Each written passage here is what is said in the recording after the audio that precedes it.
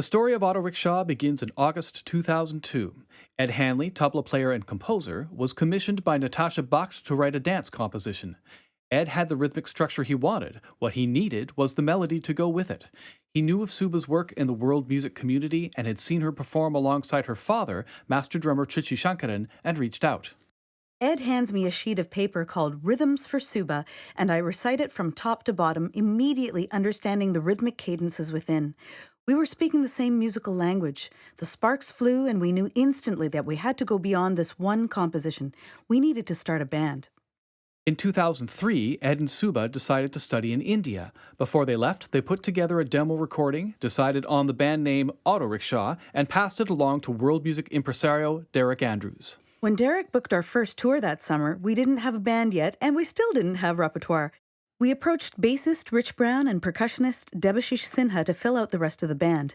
They both agreed. We recorded our first EP, and Autorickshaw was ready for the road. 2004 saw Autorickshaw on a whirlwind tour of festivals across Canada.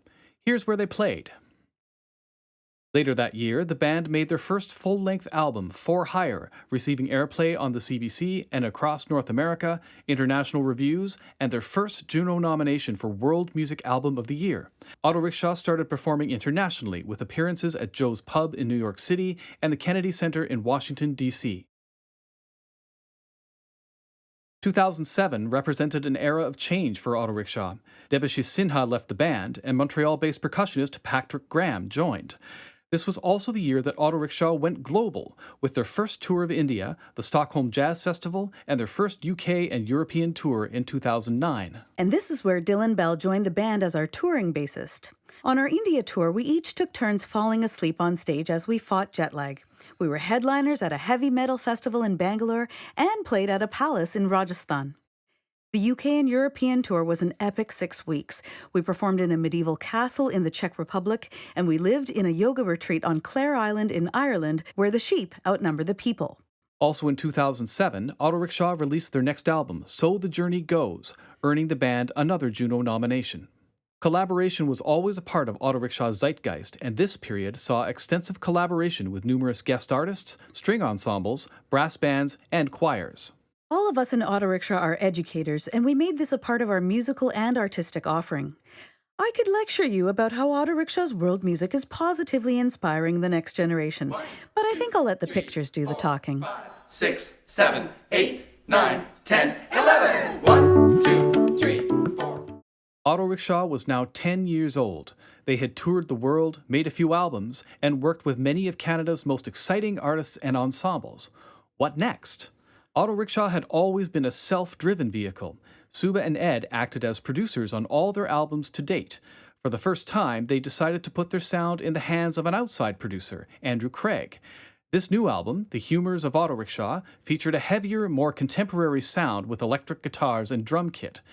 Rich Brown decided to leave the band, and a new band was built around this album with Ben Riley on drums, Justin Abbott on guitar, and myself on bass and keyboards. At the same time, we were also exploring a musical detour, the power trio with me, Ed, and Dylan. Where the 5-piece band was big, energetic, and heavy, the trio was nimble and light, with enough room for every musician to carve out their own sonic and artistic space. In 2014, we embarked on a 2-month tour across India and Nepal, this time as the trio.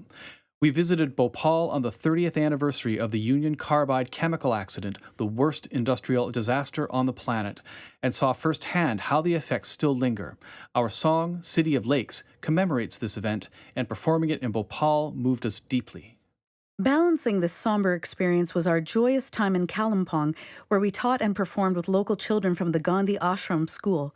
Sharing our music with these children from a poor, remote part of the country was a profound experience and helped shape the new music we would make on our next album.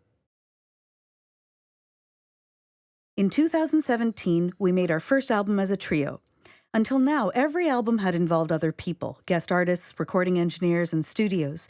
This new album would be entirely self-contained, with Ed, Dylan, and I performing, producing, recording, and mixing the album literally in-house from our own home studios. The new album, Meter, was nominated for a Juno in 2018, and we took the album on the road with 2 more tours of India and the Edinburgh Fringe Festival. The pandemic slowed us down, but not too much. We've always been fortunate to have a top-notch photographer and videographer in our band, our own Ed Hanley. We continued to offer virtual performances and workshops, and when we got back to live performance, we carried this visual aesthetic into our concerts, with Ed creating a multimedia experience to enrich the music, including this history of Autorickshaw. It's hard to believe 20 years have gone by, and we're still continuing to explore, create, and perform with plans for a new album in the works. Thank you for joining us, and enjoy the show.